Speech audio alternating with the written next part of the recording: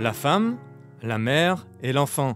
Mais dans la fabuleuse histoire d'une naissance, il y a aussi, faut-il le rappeler, le père.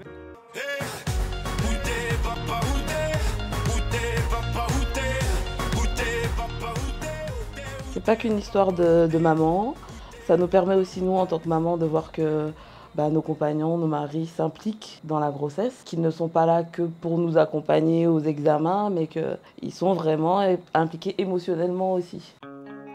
Elmina et Alan attendent leur premier enfant. Et dans l'optique de ce grand événement, le futur papa a décidé de se rendre dans un atelier père, un atelier spécial papa qui a lieu tous les 4e vendredis du mois dans ce centre de préparation à la naissance. Bienvenue à notre atelier spécial papa, comme j'aime le nommer. Hey brother. Je suis venu à me poser la question de est-ce que j'étais pas trop serein et auquel cas est-ce que ça ne dénotait pas une forme de manque d'implication.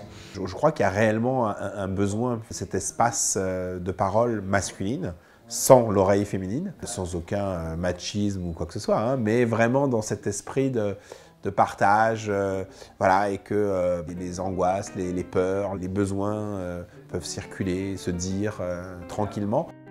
Elles ne comprennent pas, je pense, qu'on a le même stress qu'elles, en fait, quoi. Elles ne comprennent pas ça, que je pense que... Ouais, c'est ça. Ouais. Un atelier pour les pères comme une porte ouverte à la réflexion sur la place du père dans le couple, la famille, mais aussi dans la société. Une société en perte de repères où le rôle du père est souvent décrié. Finalement, quelque chose à l'échelle humaine de très très récent et peut-être aussi de très occidental, peut-être. Hein.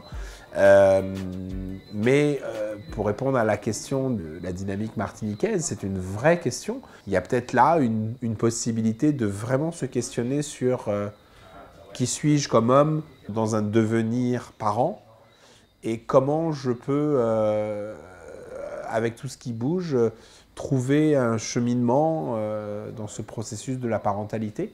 Je suis soulagé d'avoir pu trouver des réponses que j'étais venu chercher, soulagé de ressentir que je ne suis pas le seul à avoir des doutes, à avoir des peurs, à avoir des angoisses. On est en droit de se demander comment soi-même on va se sentir après cette grossesse, comment va évoluer la relation de couple avec l'enfant, mais également avec la femme avec laquelle on a eu cet enfant. Nul doute qu'avec les prises de conscience qu'engendre ce type d'atelier, en multipliant ces lieux dans les hôpitaux et cliniques, on parlerait alors moins de la démission des pères, mais plus de leur mission pour les nouvelles générations. Je pense que, sans prétention, mais on peut aussi entendre que les hommes devenant pères sont aussi l'avenir de la société, parce que c'est eux qui vont accompagner les enfants de demain, les hommes et les filles de demain. Donc c'est important de se questionner sur notre paternité.